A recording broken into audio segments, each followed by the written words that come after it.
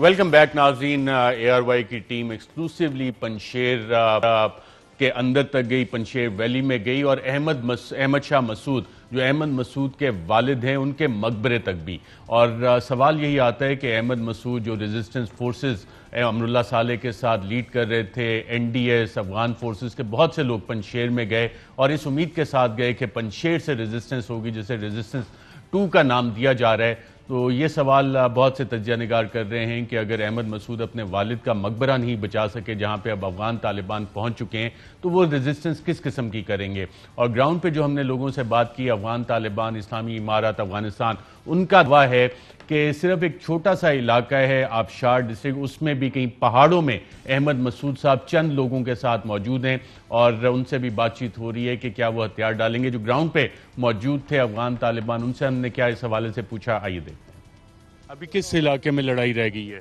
کتنا علاقہ ہے؟ انشاءاللہ لړۍ هر څه خلاصوي دي. یو افشار ولسوالۍ د هغه هم خپل د مجاهدینو دغه تصفیه شروع کړې ده او انشاءاللہ غونډ منطقه خلاصوي ده. جی ناظرین کہہ رہے ہیں کہ ابشار میں احمد مسعود کی موجودگی کی اطلاعات ہیں، باقی تمام علاقہ جو ہے وہ افغان طالبان کے کنٹرول میں. ایک اور سے میں نے پوچھا افغان طالبان سے کہ جناب امراللہ صالح اور احمد مسعود کدھر ہیں، تو کیا کہا انہوں نے، آئیے دیکھتے ہیں. این ڈی ایس کدھر گیا، افغان آرمی کدھر گیا، امراللہ صالح کے فوجی کدھر گئے؟ امرالله صالح او د دې چې کوم فوجیان وه څوک تلې مړه سوله او څوک راته تسلیم سوله او کوم مشران خلک چې هغه په تېښته باندې ولاړه، څوک تاجکستان ته ولاړه، څوک ایران ته ولاړه.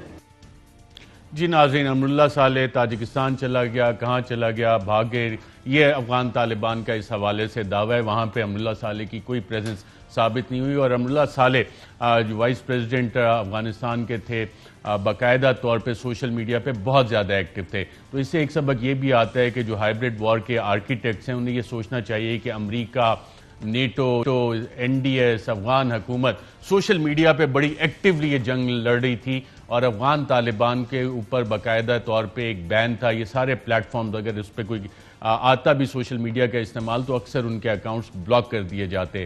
تو جو گراؤنڈ پہ جنگیں جیتی جاتی ہیں وہ سوشل میڈیا پہ نہیں جیتی جا سکتی.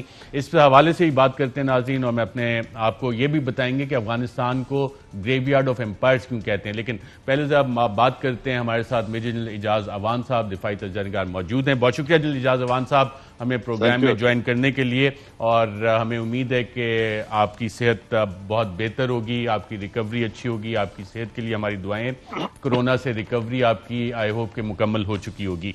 یہ امراللہ صالح، احمد مسعود، کیا ان کے اوپر انویسٹمنٹ کی گئی؟ اور اطلاعات جو گراؤنڈ سے ہم لوگ دیکھ کے آئے ہیں وہ یہی تھی کہ جناب جو این ڈی ایس کے لوگ بھاگے، جو افغان نیشنل سیکیورٹی فورسز کے لوگ بھاگے، ان سارے میجورٹی نے کچھ نے آ کے پنشیر میں بیٹھے، وہاں پہ ویپن ڈمپس بھی تھے کہ جناب یہ ریزسٹنس کریں گے. تو یہ ریزسٹنس کیوں نہیں ہو سکی وہاں سے؟ اور کیا امریکہ اور اس کے اتحادی ابھی بھی چاہ رہے تھے کہ یہ ریزسٹنس وہاں سے چلے، ماضی کی تاریخ ریپیٹ ہو؟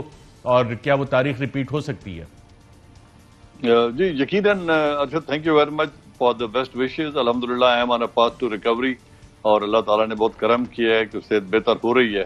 اور میں آپ کی ٹیم کو مبارکباد دیتا ہوں، آپ نے بڑا ہسٹورک وزٹ کیا ہے افغانستان کا، اور پرٹیکولرلی پنشیر ویلی کو اندر سے جا کے دیکھنا یہ ایک بڑا ہسٹورک ہے. تو good job and a good opportunity.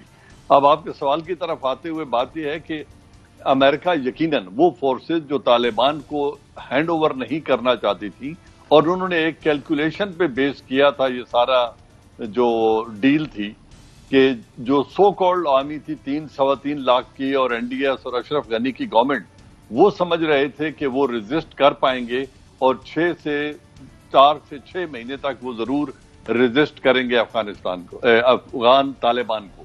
اسی طرح امراللہ صالح جس کا یہ سٹرانگ ہولڈ تھا، اور احمد مسعود کا پنشیر ویلی، اس کو وہ امید لگائے بیٹھے تھے کہ شاید ترکمانستان سے ہمیں سپورٹ مل جائے گی اور ہم اس کو بیس بنا کر یہ 2 ریزسٹنس، ایک نارتھ میں اور ایک کابل میں، ہم اس کو ریزسٹ کریں گے تو طالبان کو ہم بہت عرصہ تک اقتدار میں نہیں آنے دیں گے. لیکن وہ سب ہم نے دیکھا کہ گھوسٹ آرمی تھی اور ہاؤس آف کارڈ کی طرح وہ بالکل کولیپس کر گئی. یہ پنشیر ویلی میں ریزسٹنس اس لیے نہیں ہو سکی کہ اس طرح کی ریزسٹنس ایک پاپولر فورس یا ایک بڑی فورس کے خلاف اس صورت میں ہو سکتی ہے جب اسے لوکل سپورٹ ہو، نمبر 1، اور نمبر 2 جو نیبرنگ کنٹریز میں سے یا نیبر سے کہیں سے انہیں سینکچریز اور لاجسٹک سپورٹ ملتی رہے ہیلتھ اور ویپن اور ایمونیشن کی صورت میں. تاجکستان نے بڑا سیف پلے کیا. انہوں نے نہ اشرف غنی کے جہاز کو لینڈ کرنے دیا, نہ کوئی سائیڈ لینے کی کوشش کی. اس وجہ سے احمد مسعود کی فورس, اور پھر جب اس کے چچا اور وہ خود پاکستان میں آ گئے مذاکرات کرنے کے لیے, تو امریکن کے نکل جانے کے بعد ان کے حوصلے بالکل پست ہو گئے اور وہ کوئی ریزسٹنس دینے کی پوزیشن میں نہیں تھے, جیسے میں سمجھتا ہوں.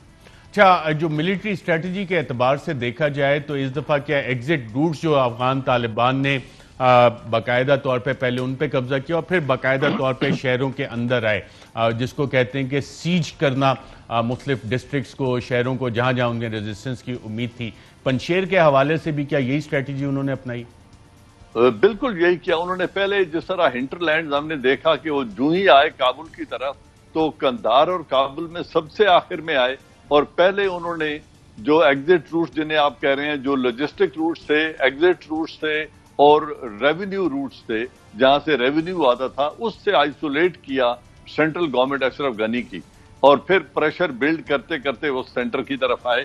اور اسی طرح انہوں نے جب یہ پنشیر ویلی میں گئے تو انہوں نے ان کی انٹرنسز اور ایگزٹس بلاک کر دیے.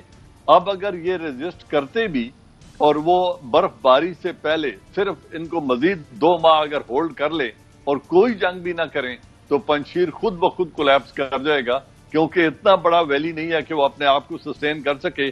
اگرچہ آپ نے دیکھا ہوگا کہ وہاں کتنے بڑے ریشن کے ذخیرے کیے ہوئے تھے, انہوں نے کتنا ایمونیشن سٹور کیا ہوا تھا, لیکن اس سب کے باوجود جب لاجسٹکس کے روٹ بند ہو گئے تو پھر ان کا کولیپس ہونا اور امریکن وڈرال جس پہ وہ تکیہ کیے بیٹھے تھے امریکن ایئر فورس اور امریکن ہیلی کاپٹرز کے اوپر, جب وہ چلے گئے تو اس کے بعد ان کے ریزسٹنس کے امکانات بالکل معدوم ہو گئے. اچھا جنرل اعجاز اذان صاحب, آپ نے ایک بڑا انٹرسٹنگ فریز استعمال کیا کہ 3.5 lakh Afghan army house of cards کی طرح بالکل کولیپس کر گئی. اس کولیپس میں امریکہ کا بھی کوئی رول ہے کہ کس طرح سے انہوں نے انٹیلیجنس شیئرنگ کے حوالے سے انہیں ڈیپینڈنٹ رکھا, تنخواہوں پیسوں کے حوالے سے انہیں ڈیپینڈنٹ رکھا, اور جو اسٹریٹجک پیس پلان جب وہ نیگوشیٹ کر رہے تھے تو افغان نیشنل آرمی ان کو اس حوالے سے باہر رکھا, اس میں شامل نہیں کیا گیا کہ ایک پیسفل ٹرانسفر ہوگی, ایگزٹ انہوں نے اپنا پیسفلی کیا. یہ بڑا شیمفل ایگزٹ تھا افغانستان سے امریکہ کا. یہ انتہائی irresponsible exit, not befitting a super power.